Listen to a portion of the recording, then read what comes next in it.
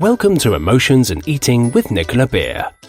Nicola controlled her feelings using food for 25 years, so she knows how draining it is to be constantly thinking about or acting out with food. Thankfully, having made an amazing breakthrough in her recovery, her mission became about helping others escape the unsatisfying cycle of frustration and self-medication with food. Nicola is determined to help you find your inner strength so you can be healthy, gain confidence, feel great, and be at peace with yourself and food. Hi and welcome, this is Nicola-beer and I'm really excited to talk to you today about the signs of food addiction, because lots of people are suffering from food addiction. According to Dr. Ashley Gerhard, she estimates that 5 to 10% of the US population may fit the description for food addiction, which is really alarming. It's a common problem in society today, and yet lots of people don't understand what actually is food addiction and whether they could be addicted. So this is why I'm going to be sharing with you some of the main signs of food addiction, because 5 to 10% of the population is really high. So with food addictions, it's not that all food is a problem, but that specific foods are addicting to an individual and cause them to overeat, binge eat, despite the damaging effects to the health and well-being. Yet it's sadly not often very referred to as an addiction or an illness. In fact, obesity is often condemned rather than understood. Many will agree that food addiction involves binge eating behaviour, uncontrollable cravings, and a lack of control around food.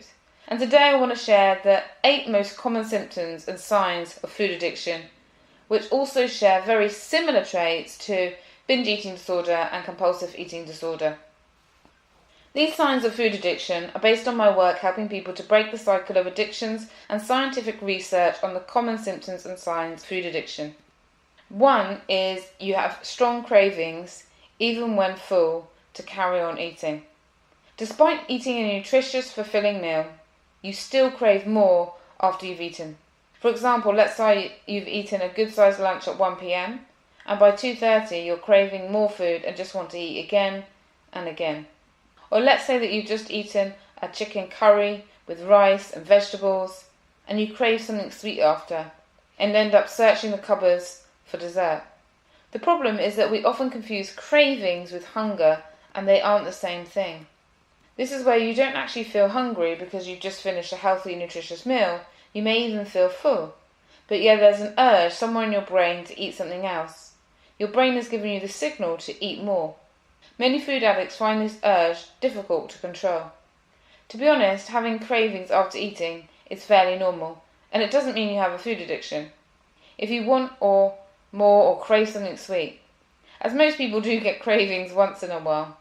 However, if this happens often, and if you have problems controlling yourself, then it can start to impact your life in negative ways. This is what addiction is: continuing in harmful behaviour despite detrimental costs. It's important to point out that cravings after eating a good-sized meal are not about your need for energy or nutrients. It's your brain calling for something that releases dopamine in the reward system of the brain. Sign number 2 is you give in to cravings that lead to overeating, binging, and compulsive eating. If you've tried to refuse eating something unhealthy before in public, you would have most likely heard people say back to you, "Go on, one is not going to hurt you," or "What can one slice of cake do to you?" or "It's not going to kill you," or "Everything in moderation, have a piece," which make total sense if you're a person that control their eating patterns and feelings around eating in a normal way. However, for us overeaters, binge eaters and compulsive eaters that are not normal eaters, one slice of cake can lead to a few slices of cake or a full-blown binge. For many, the misery does not end there. Often it can lead to guilt, shame, sadness, self-hate, and sometimes bulimia or other ways of getting rid of the food. It's a difficult line to cross, as with most addictions, the all-or-nothing mentality rules, because the emotional craving, mental craving, and physical craving has been awakened.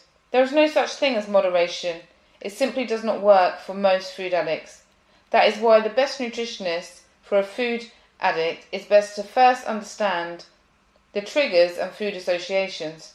Telling a food addict who is addicted, let's say to sugar, to eat sugary foods in moderation is like saying to an alcoholic to drink wine in moderation. Alcoholic alcohol and addiction treatment would never ever recommend that, because it's a deadly trap for addicts due to the emotional, physical and mental triggers. So the key here is not to give in to the craving by avoiding the food in the first place. Of course, this is easier said than done. When I gave up sugar, bread, it was really, really difficult. However, I did feel amazing after I got through the first 10 days. And maybe removing the food that triggers you is a far better option than trying to eat the foods in moderation. And there are amazing alternatives once you actually start getting into it and researching. And I'd be happy to share more if you're interested. In fact, I probably will be creating some more podcasts on that coming up soon. So eating until feeling excessively stuffed is the third sign of a food addiction. This is a clear sign of food addiction and compulsive eating, as well as binge-eating disorder, to be honest. It's where you just cannot stop despite indicators that from your body that you are physically full. Often we keep going because whilst our physical hunger has been taken care of, the brain signals that it wants more and more and more. There may also be emotional drives, but this will be more applicable to binge-eating disorder. And as I talked about the differences between the two in the other episode. A physical food addiction is where despite fulfilling your physical hunger, you continue because of the urge. You finally stop when your urge is satisfied, and when you do so, you may realise that you've eaten so much that you feel completely stuffed. Because with a food addiction, the urge just keeps on going, even if you had enough food to eat. Another sign of food addiction is you create excuses to eat. Whether you've decided to abstain from a certain food that you know is not good for you, or you cannot control yourself with, and a craving shows up, and you start to make excuses as for why it's a good idea to eat that item. Maybe the excuse is that a little chocolate or ice cream won't hurt you, or that as long as you're not hurting anyone else, your actions are fine, or that you deserve it because you've worked hard or are going through a difficult time right now. Or the most common excuse I give myself when I hear those that join the Pure Peace formula all the time is, maybe I'm not a food addict. Maybe I'm not addicted to sugar. Maybe I don't have a problem with eating. And this denial leads people right back to where they started. And I know because I've said them all. And that voice makes the excuses to eat foods that we know are not going to end very well very conniving. For example, my voices would say to me that my body needs the fat, my body needs the sugar. It would tell me that a treat a week or a treat a day is fine, or that I deserve it, or that at least I'm not drinking alcohol or taking drugs. What's the harm food can do? It will also come up with hilarious excuses. For example, chocolates and me don't get on well at the moment. I eat them and I want more and I cannot stop myself, and then I feel so bad that I make myself sick. So now if someone buys me a box of chocolates, I re-gift them as soon as I can to someone who has a healthy relationship with food and does not display signs of being a food addict. I got given a lovely box of chocolate raisins and nuts covered in white chocolate and milk chocolate and dark chocolate. It looked delicious. When I got given this box by a man I helped to save his marriage, I was delighted. And I really, really struggled to give them away. But I know that I would have just opened the box and then ate the whole lot. And then I would have felt so bad. I would have made a really stupid pact with myself to either starve myself the next day, get into an excessive exercise routine, or worse, I would have made myself sick or taken laxatives. So I knew, okay, I need to give them away. If I'm given a small portion, that's absolutely fine, and then I won't go and buy them myself. But I actually just couldn't trust myself with a massive whole box of all these different covered chocolate nuts and raisins, especially white chocolate. Wow, I love white chocolate. So having these two voices conflicting when it comes to food addiction is also normal. A voice that tells you to overeat and a voice that tells you that you've had enough. And if you struggle with this and you end up listening to the voice that wants you to binge, do consider getting some help to talk it through, ways to calm that thinking and look at your diet and foods that give you trouble. Because two voices is also a sign of having an eating problem. Now, I would say that probably most people may have a voice that says, "I eat this," and the other voice that says, "No, don't eat this." But then that's probably it. Whereas if you have an eating problem, like a food addiction or an eating disorder, then those voices just keep going on and going on and going on and going on. That's what they were like for me anyway. And if you can relate, then you know what I'm talking about. The next sign is feeling guilt or shame around eating habits. All of those I've worked with to become free from food addiction and binge-eating disorder and other eating disorders all display signs of guilt and shame around food. I remember feeling disgust for myself after overeating, and yet in the moment it felt so good, or the craving was so strong, I really didn't feel like I had a choice. Guilt and shame can be so painful, and when guilt and shame are really painful, it can lead to irrational behaviour and irrational thinking. Thinking like I mentioned, I'm going to starve myself now, or I'm going to go on an extreme diet. Irrational behaviour may also be vomiting or taking laxatives or other forms of self-harm. So even if you don't have the irrational thoughts or behaviour, you may feel extremely low because it goes against what you wanted for yourself that morning, that day, that night, that week. Now, guilt is a natural and normal emotion, but it actually serves no one. It doesn't help you break free from your food addiction, as often the bad feeling creates a cycle of more eating or more destructive compulsive food behaviours, like vomiting, laxatives, excessive exercising, etc. Regret is also a really harmful feeling to live with. Regret is resentment repeated against oneself. And we all know how damaging resentment is. It feels horrible to be resenting someone else. It makes you feel uneasy, red, stressed. And regret is that resentment against yourself, and it's a horrible feeling.